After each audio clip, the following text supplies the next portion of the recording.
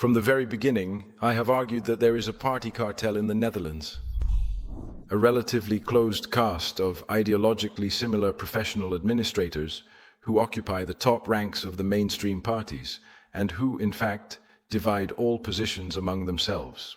From Alexander Pechtold, who moves on to the CBR, to Kees Berghuis, former top spin doctor of the FVD, who is now going to WNL. D66 Minister Wouter Koolmees moves to NS as the successor to former D66 Minister José van Boxtel.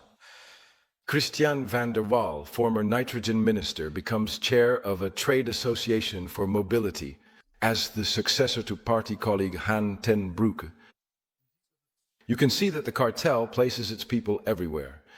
In this way, a very small group fills all the administrative positions in our country, and not infrequently these jobs are in areas or on topics where the same cartel figures previously set the rules. And that's not right. Chairman, that suggests a conflict of interest. Cronyism. It results in a very large pool of talent being unable to advance in our country. The same goes for mayors. They are also almost always cartel figures, party members who are placed somewhere and are therefore loyal to the national politics to whom they owe their job, but not to the organization or the municipality where they are active as administrators. Always the same people with the same ideas, reading the same newspapers which are written by the same people. Those newspapers are also run by the same people. Research by Follow the Money, published in a booklet among us, brings up even more serious accusations. There is talk of semi-secret societies such as the Round Table, where journalists, businessmen, judges, and politicians come together to map out strategies among themselves and synchronize their agendas. To be honest, I have experienced all of this myself back when I was still working at the university or when I was writing for NRC Handelsblad.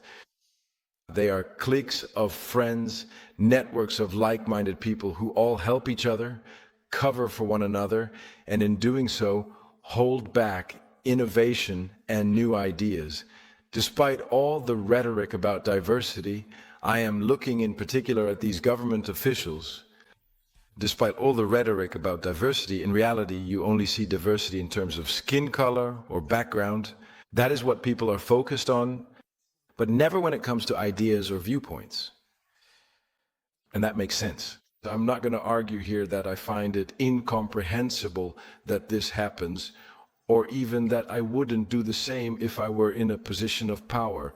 Where there is power, there are cliques.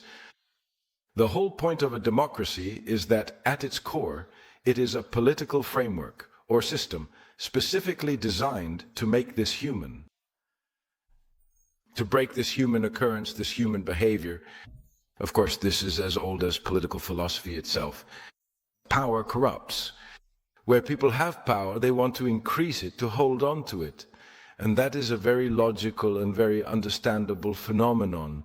And I think that no one here should have the arrogance, myself included, I'll be honest about it, to think that we are immune to this. No, of course not. I would also, if we were allowed to appoint judges, if we were in the position to do so, if you're in a ministry, you certainly have influence over that. Then we would appoint judges who think about society the way we do at the university. Exactly the same.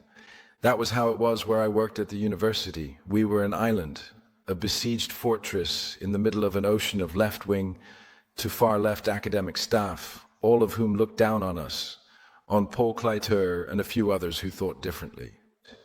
And then, as soon as Paul finally retired, boom, immediately a bunch of left-wing people were put in place so that the university, and that's logical, it's human, it happens everywhere. And what's special about the form of government we have on paper is that this is actually acknowledged. This is a human problem, a universal human problem. We simply prefer not to have too much opposition. We'd rather have a bit of homogeneity around us. And what I find very unfortunate about our time, and I've previously called this the party cartel, and at other times as well, is that this deep, fundamental insight, which of course is older than the democratic form of government itself, you actually already find it in Plato. But this profound insight has basically been lost. And we live in an era in which we think we can fit all of this in. this human problem, which is inherent to people, which is unchanging, which will occur in every era, in every place. Cronyism, forming cliques together, that we think we can address this with a few rules, so I'm fine with the cooling off period. I will vote in favor, but I think it completely misses the point, the fundamental point. And the fundamental point is that we live in a time where criticism of what institutions do is no longer seen as an expression of an essential democratic principle, a very important democratic principle of checks and balances of power and counterpower. But it is seen as anti-institutional. If you criticize what is called science or the consensus in science, then that is labeled unscientific. Whereas this should actually be the essence of a debate, that you say, no, but you are allowed to question this. You are allowed to question the RIVM. There should be a counter-argument fund in science, but there should be no censorship, really no censorship at all, in the debate. As Parliament, you should be able to check all the data here, and that's not possible. That simply isn't being released. For example, the raw hospital data, or during the corona period, we have to believe the science. We have to believe the experts.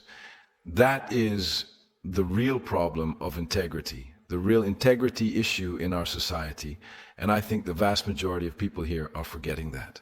And instead, we get fake discussions about transparency, and then there has to be yet another committee and so on. That's how it works, of course. I'm fine with it. Again, I will vote in favor, but that's not how it works.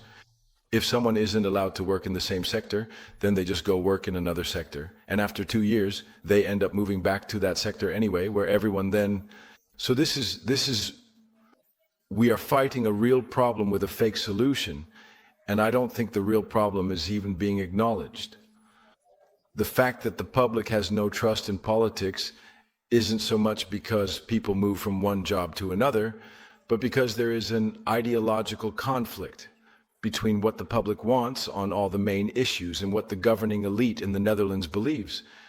That is the problem. It is an ideological problem, an ideological difference, and the result of that is that people are not trusted. And the result of that is that people scrutinize the careers of those individuals, nitpicking every little detail. But the essence is that this democracy, the checks and balances and the balance of power have all been overrun by a very small group, which is logical, which is inherent to party formation. And there are too few mechanisms to break through that. There is too little free competition in our society. That is why we should also have directly elected mayors. We should introduce direct democracy in every possible way, including through referendums and so on, because it's about an ideological cartel. The power of these kinds of people, government officials, is also very limited because they are mainly actually spokespersons for a ministry. The ministry decides, that's the problem. So what's happening here, yes, actually a shadow is being fought, and the real problem is not being addressed. And I wanted to say one more thing, but I've forgotten it now, so that will have to come in the second round. Yes, and that won't be today, but at another time.